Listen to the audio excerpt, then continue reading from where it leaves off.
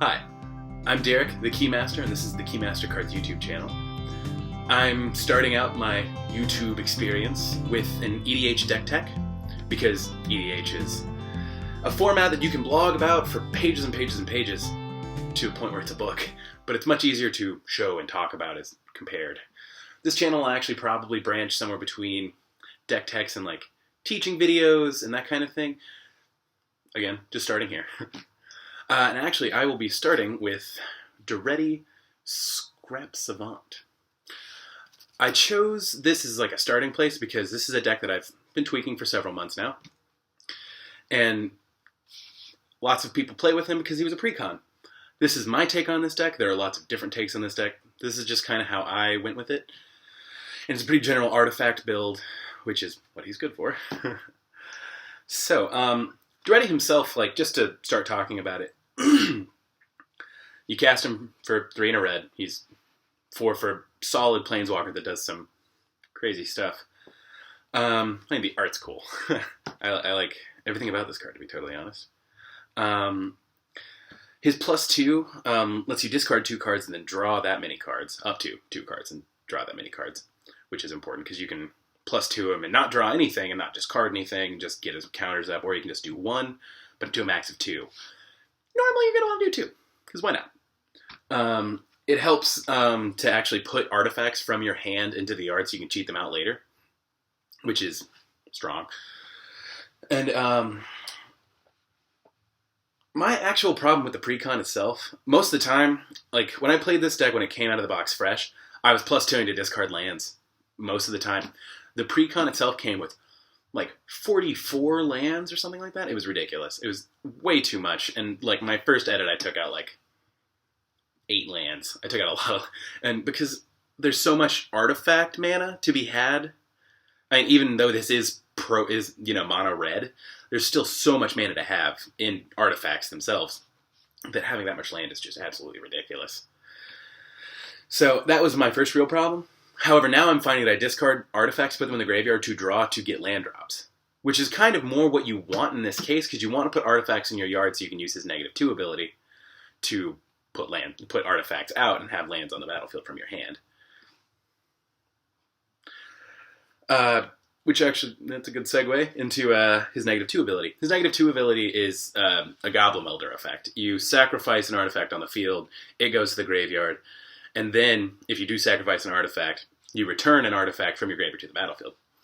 This has a couple of implications. This is the ability you're going to use the most, or at least in my build and the way I play him. I use that ability the most, 9 times out of 10. Minus the +2 to get him up to be able to do it, but again, semantics. Like, it just cheats artifacts out. Like, you can play 9 and 10 cost artifacts, and they come out basically for free if you're playing it right. And honestly, most of the time, the die ability, that like if you destroy an artifact, you're going to get an effect from it dying, and then an effect from the artifact coming back from the graveyard onto the battlefield to get an ETB, which is just fantastic. About the wording of it, though, you can sacrifice an artifact, it'll go to the graveyard, then you can bring back that same artifact. This is really relevant with cards like Wormcoil Engine and Commander's Sphere, which I'll get to in a little bit. Now, his emblem, his -10 ability, I've only gotten it off a couple of times, because like I said, normally I'm -2ing him to put stuff out most of the time. But, I mean, it's still really strong, because, it's still, if something dies, it comes back immediately, or, well, not immediately, it comes back at the end of turn, but, like, you get it back. So, I mean, that's the same thing with, like, Wormcoil Engine, you'll sack it, get the tokens, it comes back, it's really good. I like to use it with Solemn Simulacrum. If I get that emblem off, I'm going to be sacking Solemn Simulacrum every turn. Well, yeah, at the beginning of the next inset period. So I'm going to sack it every turn. No matter whose turn it is, I will sack that card, because I will draw a card off of it whenever it enters the battlefield. I will go get a land. And that means I will get less likely to draw a land whenever I do draw cards. And there's a big draw engine in this deck, so drawing is important. But it also is kind of cool with Scuttling Doom Engine, because 6 damage every time you sack him, he comes back, 6 damage, comes back. And you can do it in response, you can do it when you block, it's really strong. I wish I got his emblem off more often, but normally his -2 is where I'm going. Okay, so now that we've covered Daretti and all of his implications, there's more, of course, but that's how I'm using him most of the time in this deck. We will continue on just to talk about, like, the main combo of the deck. Like, these are all individual piles that I've separated, and we'll go through them one by one. Here, let's move these, and we'll talk, like I said, we'll talk about them one by one. This is the main combo. Those are like specific artifacts that have like a really specific purpose in the deck. This is the card draw engine. This is your mana base. These are artifact creatures. If you notice, that stack's pretty big. These are red creatures. Not as big, but still some utility creatures you need. These are our red instants and sorceries. Surprise, surprise, I'm not using a whole lot of burn. And then these are non-basics, and these are basics. So, as I said, we're talking about these guys. So Mycosynth Lattice, if you're playing an artifact deck, this card's probably going to come up. All permanents are artifacts in addition to their other types. All cards that aren't in play and spells or permanents are colorless.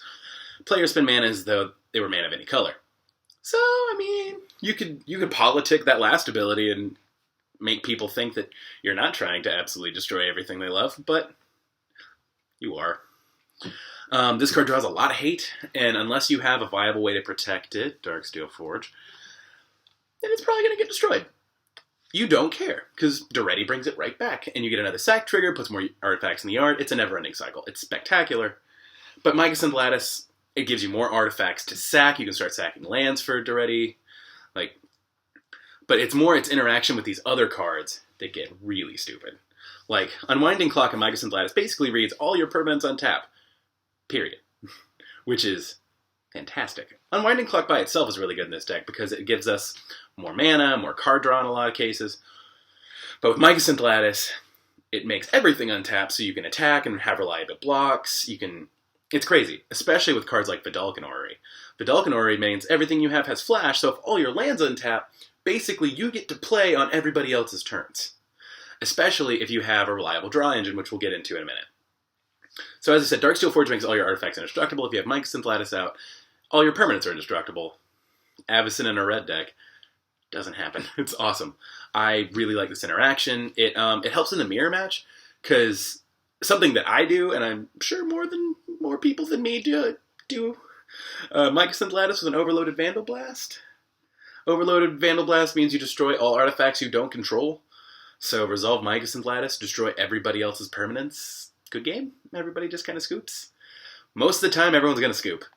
Unless they have like a Boros Charm or something like that in hand that they can just like, everything's indestructible, I don't get wiped out of this game. It's fantastic. It's a fun card, and the interaction is really strong. But, of course, if you're going to run those cards, you're probably going to run Naviniral's Disc. Pronounced that correctly.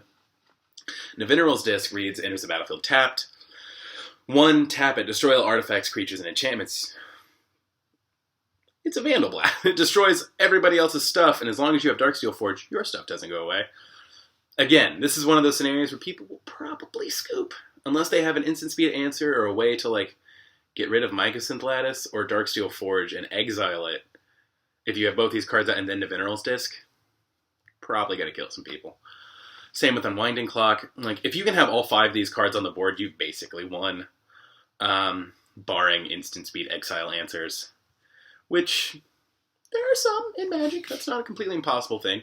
I mean, I suppose Utter End being printed in Khans of Tarkir really put a damper on things like this. But we'll get to that more in like a weaknesses section that I'll have after I'm done describing the deck. But that's our main stuff. Is Unwinding Clock, Darksteel Forge, Mycosynth Lattice, Vidalcan Orrery, and Naviniral's Disc. Just be aware, if you resolve Naviniral's Disc with Unwinding Clock on the battlefield and Darksteel Forge, if you get 4 out of the 5 cards in that stack out, people might not play with you anymore. I've run into that, and this is kind of a mean deck, and I don't normally play mean, but I built this deck to kind of be mean because I was tired of losing. So to kind of get into like the silver bullet cards in this deck that I couldn't really categorize just because they're value artifacts. Elixir of Immortality, I used to put Elixir of Immortality basically in every deck I played because my friends love to play mill. Shuffling your graveyard into your library is not something, it's kind of a last-ditch effort, because normally with Daretti you don't want to reset the amount of artifacts you have in your graveyard, because that would set you back to 0. And you're kind of using your graveyard as like a second hand almost, just because Daretti does just immediately flip them back. But that 5 life gain can be really important, and if you don't have any artifacts in your graveyard, what's to lose? So there's that. Now, I have a lot of Carador in my meta, so I run Tormod's Crypt. Worst case scenario, it's a 0-cost thing you play for free, and you get to sack it immediately to get like Darksteel Forge or like Wormcoil Engine or something crazy out of your graveyard. But also, it's recurable stop graveyard decks. And graveyard decks are a big deal in EDH because, you know, why not? It's a format where you can play really expensive cards and get away with it. Tormod's Crypt stops that. That's why I run it. Trading Post. This is actually in the pre-con. This deck is, this card is amazing. This card is great. It's a Swiss Army knife. It gives you life if you need it. It puts, honestly, the things that you have to, like, pay to do the effects kind of help you out, to be totally honest. The first ability is discard a card, and then gain 4 life. Discard a Wormcoil Engine, or something you need for a piece to put together the combo. It's really strong. And then you get to gain life, which is great. Pay 1 life, put a 0/1 goat out. If you have Mycosynth Lattice, it's a free thing to sack. Worst case scenario, it's a free blocker. Like, in a deck that we're not running a ton of like actual like creatures you're going to want to block with, it's a not bad effect. I do wish those goats flow, but flying goats does seem kind of ridiculous anyway. Its third ability, sacrifice a creature, return target artifact card from your graveyard to your hand. A lot of our creatures are artifact creatures, or a lot of our artifacts are creatures, so they're artifact creatures. And that'll let you get a piece to your combo out of your graveyard. If somebody if you milled your Mycosynth Lattice, or not Mycosynth Lattice, but Spine of Ish Saw, which we'll get to, it's a good way to just get it back. Like, it's a really solid ability. Probably, I don't know, it's not the least used. Actually, I think the goat one's probably the least used, but it's definitely the last ability is probably the one you're going to use the most. Tap 1, sacrifice an artifact, draw a card. Again, it puts an artifact in your graveyard, like that Solemn that's been sitting there. That reads draw 2 cards, which is awesome. Or it just puts more value in your graveyard. Or if you're about to cast Scrap Mastery, which again I'll get to in a minute, you get that artifact back. It's card advantage, and it's hand strengthening. If you're using your graveyard as your hand, it's strong. It is. Mirror Turbine. Mirror Turbine is about half of Trading Post. It puts out creatures, but these are artifact creatures, so you can sack them to Daretti, period. You're not going to cry about it. It's fine. And one of the big beaters in the deck, which, again, I'll get to, is Mirror Battlesphere. And if you can tap 5 Mirror, you can just go get Battlesphere for free, basically. Like, it's really strong. I like it. It's worth having in here for sure. Then we have Liquid Metal Coating. Basically, I have Liquid Metal Coating in here for a couple of reasons. If I need to turn something into an artifact to have something else to sack to Daretti, that's good. If I need to turn something into to sack to Slowbad to make something indestructible, it's strong. If I have a Vandal Blast and I don't want to overload it and be mean, I can turn one of my opponent's things into an artifact and destroy it with Vandal Blast. It's worst case scenario, you've resolved Mycosynth Lattice, and then you play Liquid Metal Coating, and it's just 2 for a thing. It's not bad. This is probably one of the cards that, like, if I had to cut something for something ridiculous, I'd probably cut it. But for what it does in the deck, and for the power level I'm trying to rein this thing into, it's pretty good. Ugin's Nexus. Honestly, if a player would begin an extra turn, that player skips that turn instead. Most people just won't activate the effect that gives them the extra turn. It's in here so you can take an extra turn. I don't think I've ever sacked it and then not exiled it to take the turn, because taking an extra turn is super relevant. Okay, Contagion Clasp. Contagion Clasp was good because it can kill one of their weenie creatures or 0/1s, or 1/1s or whatever. Or it can make their commander smaller so you take less damage, and you can proliferate. Proliferate's really powerful because it'll make that -1 counter go up making their thing smaller or killing, potentially. But it can also make Daretti bigger, and that'll put you close. That'll let you more reliably get that neg 10, especially if you have the unwinding clock and all that. Yeah, you see, proliferate's powerful in a deck that runs Planeswalker as the commander. And then our last like utility-ish artifact is Spinavish Saw. This is a kind of expensive card, but I mean, we're making so much mana and doing so much stuff. I don't feel bad about running a 7-cost thing. Breaks a permanent. This can get rid of Maze of Ith, which is really annoying. It can get rid of Glacial Chasm. Like, it can get rid of, like, annoying utility lands, which is really good. And it can also get rid of, like, people's planeswalkers, people's really big creatures. Like, there are ways to cheat it in at instant speed with, like, I mean, with Goblin Welder. There are ways to cheat it in with Goblin Welder, where it's just stop. It's like, that doesn't happen to me, and it's over.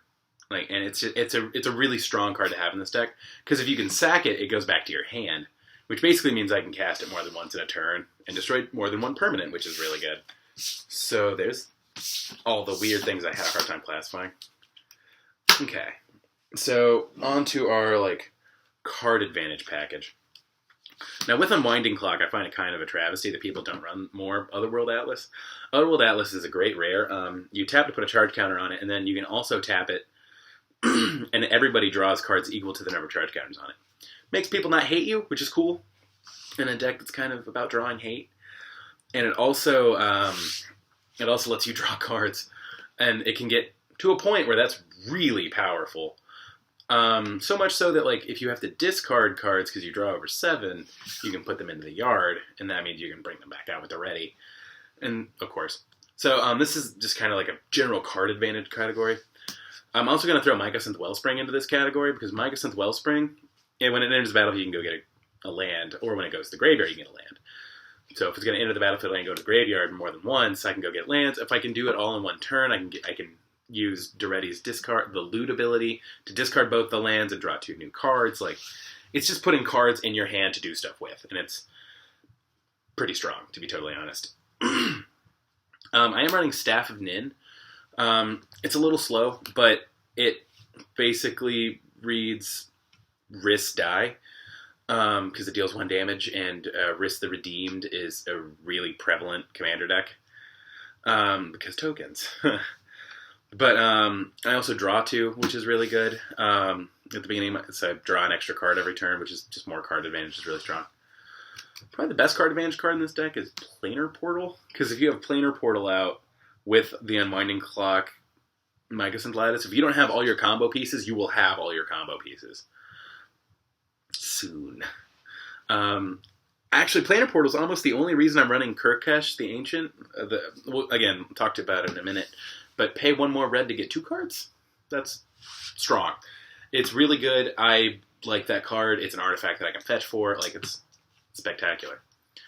We are running Skull Clamp, because Skull Clamp is a stupid strong card. It's an artifact, so yay. But it'll probably stick around, because drawing 2 cards is really relevant. Especially with stuff like Near Turbine, where it just pumps out 1/1s. Stuffy Doll, which is a 0/1, and a bunch of other creatures that can just die to Skull Clamp for all I care. Especially the stuff that, like, when it dies and goes to the graveyard, I get to go get artifacts out of my graveyard in my hand. Really strong. I have Howling Mine. It's another one of those cards where it's like, don't hate me. Everyone gets to draw cards. It helps in the beginning because you get to draw more cards, and it kind of helps with politics, because it's like, you don't want to kill the Howling Mine guy. Everyone's getting more card advantage because of me. Yay. Now, Commander Sphere. I actually debated for a really long time about running Commander Sphere over, like, Mind Stone. Mind Stone is good for, like, early... Mind Stone essentially reads, like, turn 3 Daretti, if I can get it in my opening hand. However, I really noticed that most of the time when I played Mind Stone, I was just sacking it. I was paying the 1 mana and sacking to draw a card. Commander Sphere can not only tap for the red mana that sometimes we do desperately need, but it also, you don't have to pay to draw a card, which is strong. Card advantage is great. Nobody will disagree with me on that. And like worst case scenario, I like lose a worm coil engine or something to Daretti's ability to bring back Command Sphere. I get 2 tokens, and then I turn it into card advantage. Like, it's a strong thing that goes on with Command Sphere, and I just had a really debatey time about running it, and Command Sphere just wound up being, on the whole, better for me than Mind Stone, and that's pure and simple what it was. Okay, so on to our like mana base kind of stuff. Running Fire Diamond because red mana, why not? Soul Ring, as long as you're not playing like French or one of those sorts of formats and people don't mind you playing Soul Ring, play Soul Ring. It's great. I'm running Meteorite. I had the foil laying around, and I was like, 2 damage seems okay. Add 1 mana of any color seems okay. Why not? It's really funny whenever you scrap Mastery for it, and like it's in your graveyard, and then you just 2 damage. Scrap Mastery is even worse than it was before. Ruby Medallion, again, it came with the pre-con. It makes your other stuff cost not as much. I do not mind having that card in here. Worst case scenario, again, I play it for 2 and I sack it with Daretti. It's fine. I do have a Cage Sun. Again, it came with the pre-con, and I was super surprised to even see it in the pre-con, because this card is really strong. It doubles my mana, which is awesome. Having more mana is never a bad thing in Commander. And running an artifact deck where you can cheat out expensive artifacts relatively quickly. I've gotten this thing out on like turn 4 before, and like having 10 mana for turn 5 is really great, because that basically is, I mean, it's a worm coil. Like it's a worm coil and other stuff. Like it's really powerful. Like, and the turn 4 thing, I cheated it out with Daretti on turn 4, which is pretty good, to be totally honest. Then we're running Ashnod's Altar. Ashnod's Altar is really just a sack outlet in this deck. The 2 mana does sometimes become relevant, but I just like it as a sack outlet. I can also sack it for Daretti's thing. But the last really interesting, like, rampy card in here is Blinkmoth Urn. I admittedly had no idea what Blinkmoth Urn was until I started looking up stuff for this deck, but Blinkmoth Urn's kind of awesome. At the beginning of each player's pre-combat main phase, in Blinkmoth Urn is untapped. That player adds 1 to his or her mana pool for each artifact he or she controls. Here's a secret. We'll have a lot of artifacts. Colorless mana is not bad, especially whenever you have Microsynth Lattice out. You can pay it for whatever, but like having bukus of mana is awesome.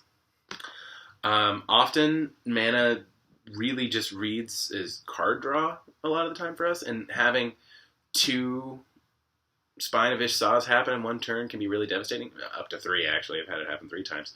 But but since it's everybody, you can kind of rationalize it as like, hey, everybody gets more mana. Yay. I really like that card, to be honest, and it's great for politics. I wish the pre-con had more cards like this. Cards that read everybody gets stuff. Because that's a fantastic card that would belong in like a Commander game. I've never resolved this card and had people be like, that's an unfair card, that's stupid for Commander. Everyone's been like, that's a cool idea, I never thought about that. And like, I actually really am a gigantic proponent for this card. I've played this in tables where everyone was just playing Daretti. And everyone was like, whoa, Blinkmoth Urn. And I wound up with a lot more mana than they did for Blinkmoth Urn. And it's a fun card that makes people not hate you, that you get to take the most advantage of. Like, AKA what you want in Commander. I wish this had been in the precons. Okay. Now, moving on to our creature package. Our creature package is a little more all over the place. But I have them sort of in a kind of vaguely sorted. Stuffy Doll doesn't really fit anywhere. Honestly, I run Stuffy Doll in this deck because our board wipes are mostly like typical board wipes, deal X damage, where X a number of creatures, that kind of thing. And Stuffy Doll basically reads, that guy take all the damage is dealt to Stuffy Doll. And it's funny, and that's really the only reason I run it. Worst case scenario, it's a blocker, an indestructible blocker, which is never a bad thing. And again, it pokes people for 1 every turn. If you have a Winding Clock, even better. Every single turn, as opposed to just yours. And then we have a bunch of like Enter the Battlefield effects. Apocryphite, whenever it dies, into the battlefield and die effects. I have Apocryphite in here because when it dies, it recurs itself. Say I only have like 1 or 2 artifacts in my graveyard, I just have Apocryphite, and he's really my only board presence right now, and I don't really want him in my graveyard. I can sack him and he'll sit over here with time counters. I will be completely honest, I more than once have forgotten to take the counters off Apocryphite, and he has sat outside of the game the entire game because I really only needed the 1 sack for him to work. That's fine. It really has never hindered me, but sometimes having a 4/4 is not bad, and especially whenever you get into like the later grindier games, it becomes really relevant. We're going to talk about Bosch here in a minute, and like Apocryphite with Bosch is not bad. He's another one of those grindy cards. Again, we'll talk about it in a minute. Pilgrim's Eye. Pilgrim's Eye is another one of those cards I'm probably going to cut, to be totally honest. If I were to upgrade, whenever we get to the upgrade section, I'll talk more about it. This is probably going to be my first thing that I take out. It's a good card. It's a flying 1/1. I will most likely be blocking with it 9 times out of 10. But when it enters the battlefield, I get to go put a land from my hand I put a land from my deck in my hand, which is everyone thinks it goes to the battlefield, and it just doesn't. And if it did that, it would be great, but it probably wouldn't be listed as a common. Oh well. Now, other die effects, Mirror is really good because whenever it dies, I put a 1/1 colorless, so I can sack him, and then I have something else to sack next turn, or have another blocker. It gets really silly. It also helps Mirror Turbine, which is great. Speaking of mirrors, Mirror Retriever is really good. That's another one of those that, like, I can clamp it. When I clamp it, like, I get to return an artifact. Like, Mirror and Mirror Retriever are great clamp targets. Junk Driver. I would much rather have Junk Driver over Pilgrim's Eye. Cost the same. They're both 1/1 flyers, except whenever Junk Driver dies, I get to get something out of my graveyard in my hand, and that's good for Skull Clamp. As I mentioned, I do run Solemn Simulacrum. I fully believe that every commander deck should have Solemn Simulacrum in it. It's a fantastic card. It's card advantage. It's land. I genuinely can't think of a commander deck that wouldn't want to run a Solemn. I run a Solemn in my Anawan deck, and my Anawan will kill Solemn at the beginning of my turn every time. I absolutely love this card. It's ridiculous. It's amazing. We're going to go into more... that was more like the end of the battlefield stuff. This is definitely more of like how we're actually going to win the game. Scuttling Doom Engine, as I mentioned, is really good because you can sack it and it deals 6 damage, but it's also it's 6 cost. So if you were to say Bosch it deals 6 damage because of Bosch's trigger, and then when it dies, it deals 6 damage again. So that's 12 net damage for 4 mana. That's awesome. I really like Scuttling Doom Engine. He's a fantastic beater, but like with the other stuff in this deck, he's really good. So as I've been talking about, I really like Bosch. Bosch is great. If I had to trade a commander for Daretti in this deck, it would probably be Bosch. He's a big beater on his own. Like a 6/7 with trample for 8 isn't fantastic trade-off, but it's still a good, strong card that if you need to attack with, he's solid. And as much mana as we're making, it's fine. But he is often a win con by himself. I've had like long stuff where like I had out what is that card called? I had out Cage Sun, where I had out a Cage Sun and basically tap 2 lands and activate his ability. I attacked with everything and then I just sacked probably like 80% of the artifacts I had out with Bosch and beat that guy because Bosch is silly and spectacular. Then we have Steel Hellkite. Steel Hellkite, kind of self-explanatory. It's a great card. It wrecks tokens. It can pump itself if you have more mana. It's a 6 cost 5/5 flyer, which is great. Just whack people over the head with it. It's definitely worth using. I've talked about Mirror Battlesphere a lot here in the past couple minutes. Mirror Battlesphere is a great card.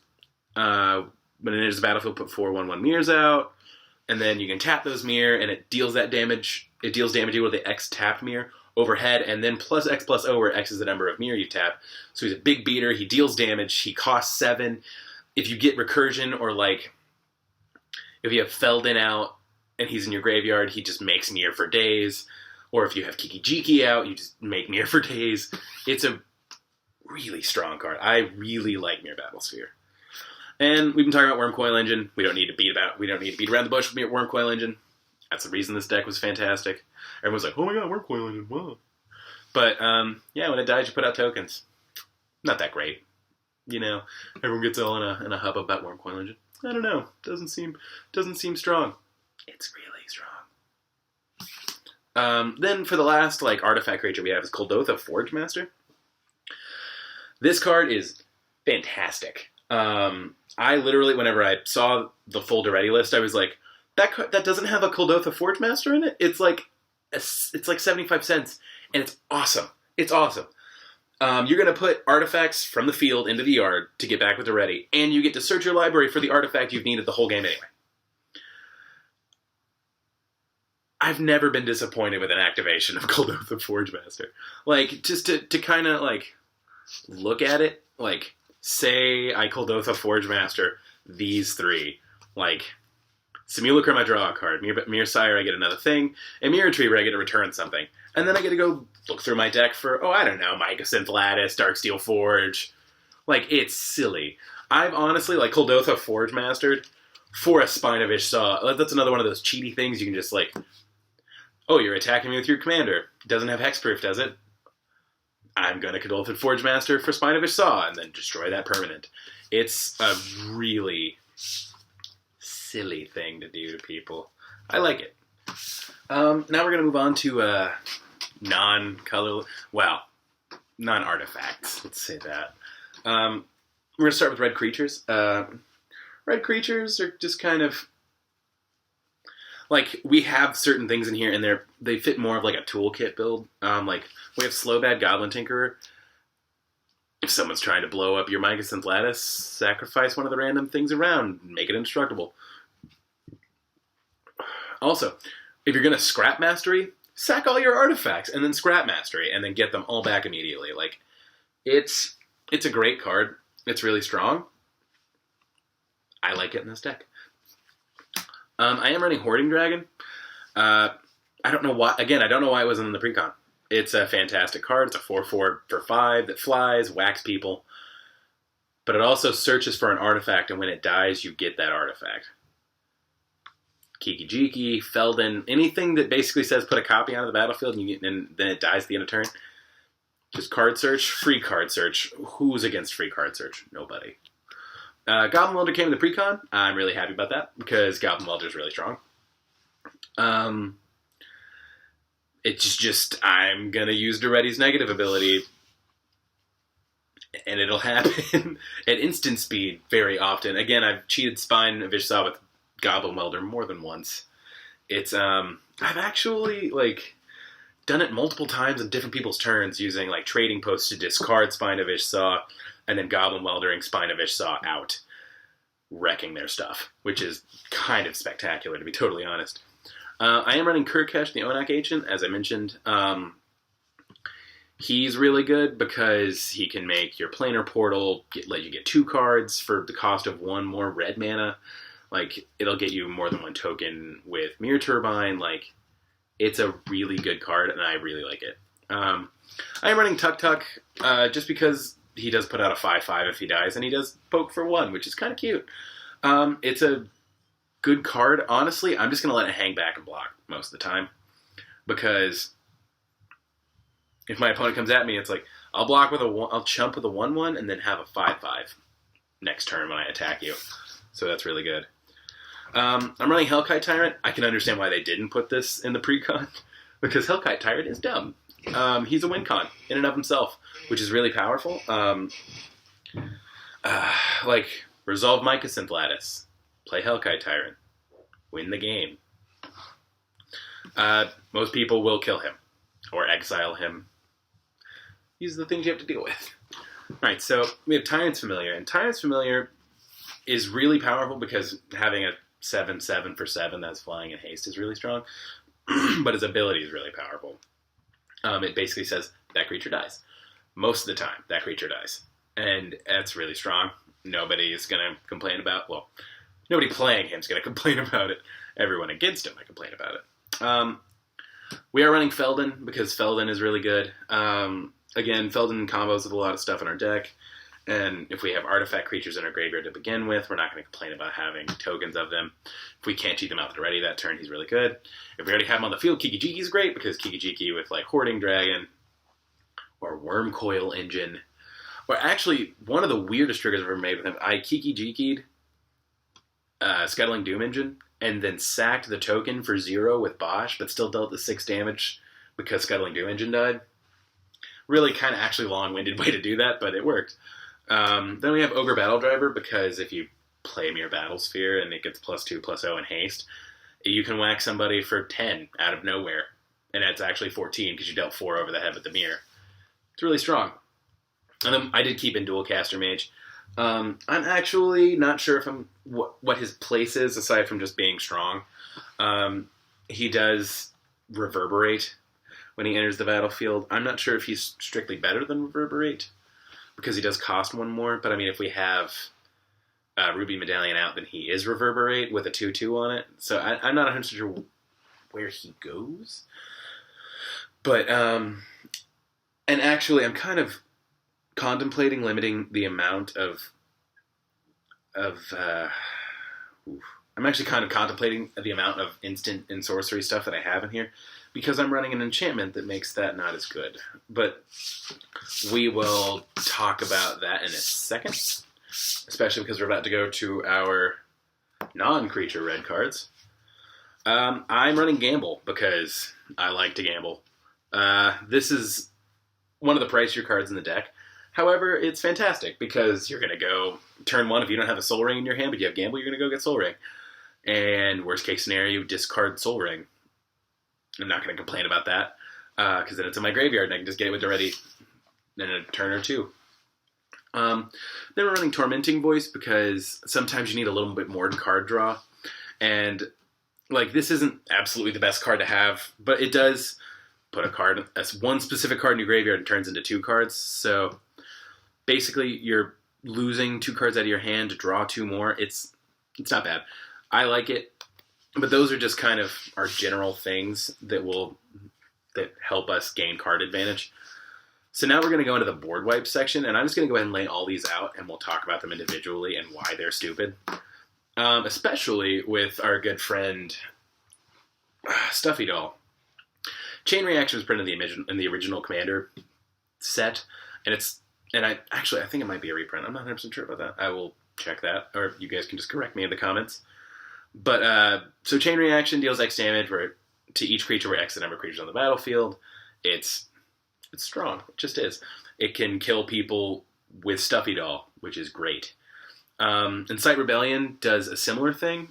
For each player, Incite Rebellion deals damage to that player and each creature that player controls equal to the number of creatures he or she controls. As you don't run a whole lot of creatures, this basically reads Token Deck Die, which is spectacular. But it does normally function as a board wipe. My only problem, I wish it was every creature. I wish it was every creature dealt X damage like Chain Reaction. But that might be a little OP. I don't know, it's already 6 mana. I don't know. But it's an interesting card that got printed in the pre-con, and I'm really happy that it's here. I am running Amizium Mortars because Red does not have enough board wipes, and it really needs more board wipes. I am running Breaking Point for the same reason. Also, I'm not really that sad if somebody wants to take 6 life, because 6 life can win you a game. I'm running Blasphemous Act. It's actually a pretty foil Blasphemous Act. It's really good. 13 damage often for just 1 mana is great, especially with Stuffy Doll, because it means 13 damage to somebody. And I am running Starstorm. Actually, I didn't keep the original Starstorm in the deck because I like this art more. But I've actually found that normally I tend to just cycle Starstorm because drawing cards is nice. But that the deals X to each creature has been relevant more than once. Okay, and our last board wipe is like the second most expensive card in the deck is All Is Dust. Each player sacrifices all colored permanents he or she controls. I've All Is Dusted when Daretti was at 1 just to get Daretti into the commander zone and play him. This card is strictly worse when you have Mycosynth Lattice out, but to be fair, if you have Mycosynth Lattice out, you're probably not going to play All Is Dust anyway, because you have enough board advantage at that point. But that's our board wipe package, which is, again, all fine and dandy. We're going to go ahead and set these all in a row like we did last time. I do have 2 cards that I keep in here that just kind of pinpoint a thing I don't want to deal with. Chaos Warp is good. However, I find that I normally just Chaos Warp one of my own lands because most of our deck is permanents.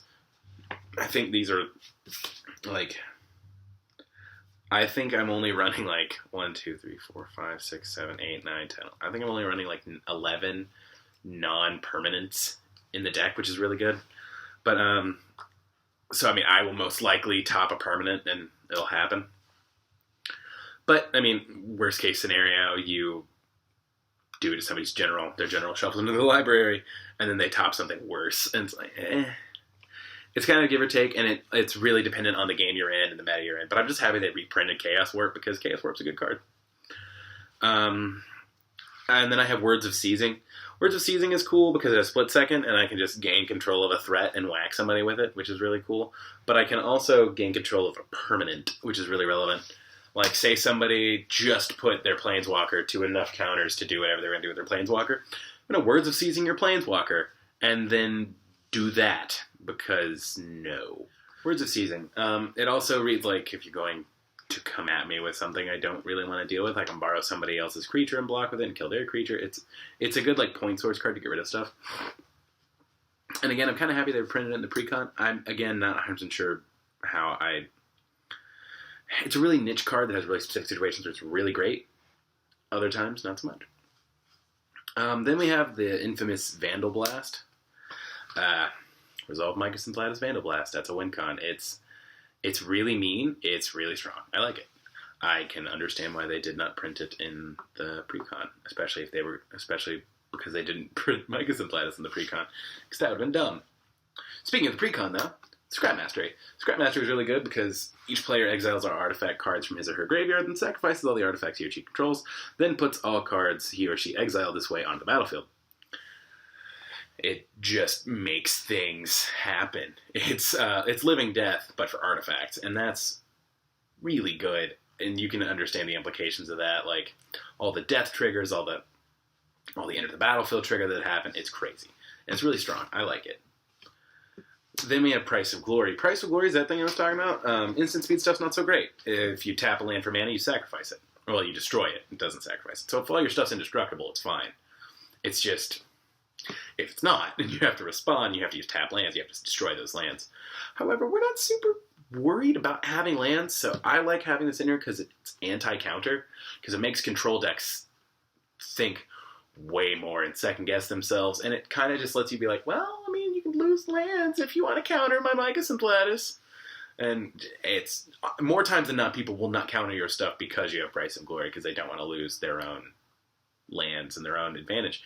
Because this is one of those games where having land is super important. All of Magic, realistically, is super important if you have all your lands. Unless you're playing Manaless Dredge, at which point you don't care. At which point I run Leyline of the Void. Anyway. Vintage. More money than I'm willing to pay to play Magic. Like, I would love to play Vintage. I would. I just don't have $3,000. Okay, last couple of things, we're just going to talk about lands. These are our non-basics. We're not running a whole lot of non-basics just because we don't want to get overloaded with non-basics. I am running Arcane Lighthouse because it came in the pre-con, and Arcane Lighthouse is fantastic. It's one of the very few ways to actually deal with Hexproof and Shroud. And again, my meta loves to play Narset and Skullbriar and Boots and Greaves and other stuff that gives Hexproof, and it gets really annoying.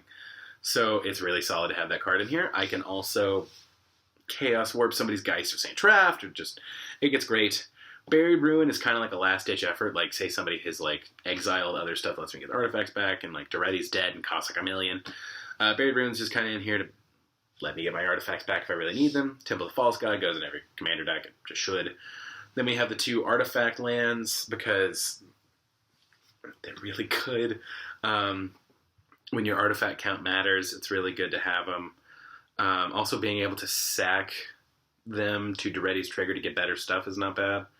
I am running one of the cycle lands, but not the other. I found that having too many enter the battlefield tapped lands in this deck was not super great. And I'm already running 2. And with that, it was like 3, and it was just too much.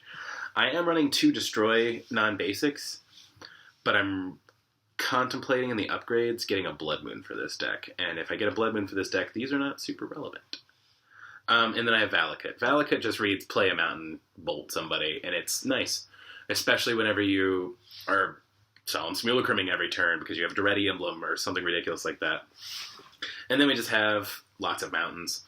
I am trying to get like all full art mountains because they're pretty. I really like this art, and that art's not bad.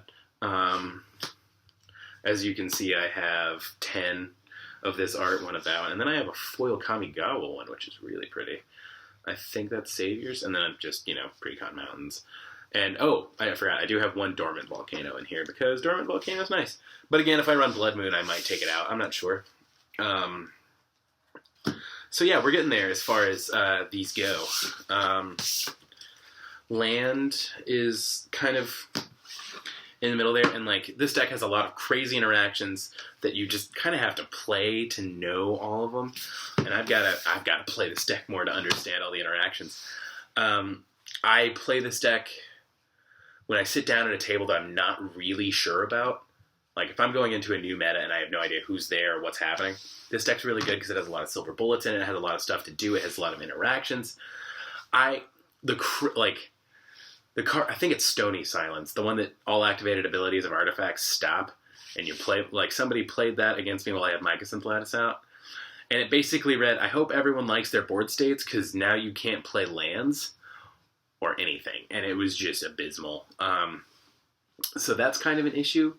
If you already have Daretti out, it's not as big of a deal, especially if Spinovish Saw is in your graveyard, but beyond, no, because he's an artifact. Wow, I don't remember how we got out of that, to be totally honest. I should not have done that. Oh well. But it's a shenanigans, a fest.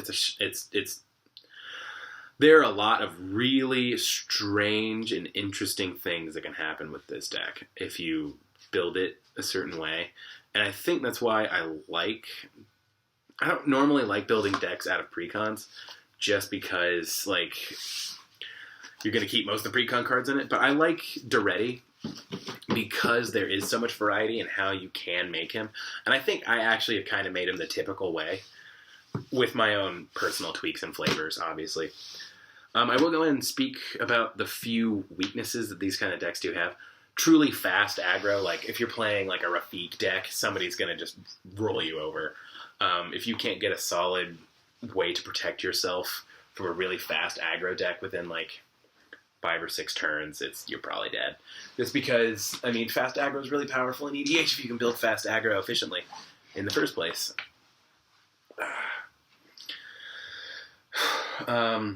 So fast aggro is bad news, but it's kind of the case with every deck, to be totally honest. I just put together Shuyun because fast aggro in EDH is really strong. And to be honest, with this deck, you're probably going to be the target. If you sit down with Daretti and you resolve some of the typical Daretti cards early on, people are going to be like, that guy's being that guy. And then you get run over by whoever's playing Gisela or whatever other aggro decks at the table. Erois happens pretty often. I guess that's red-white. And then, like I mentioned, if somebody exiles Mycosynth Lattice, a lot of your combos don't work. Not that that's a bad thing. This deck does function on its own. But having Mycosynth Lattice exiled is kind of a big thought rework, because most of what you're going to dig for and what you're going to look for in your deck is to make Mycosynth Lattice combos work. And if it's gone, it's gone. So exile is not your friend in this deck. If somebody like Bajuka bogs your graveyard, it does. Ironically, I do run cards that hate at graveyards, and this deck's really reliant on its graveyard. So I guess it would serve me right. I don't know. Exile's bad news, plain and simple.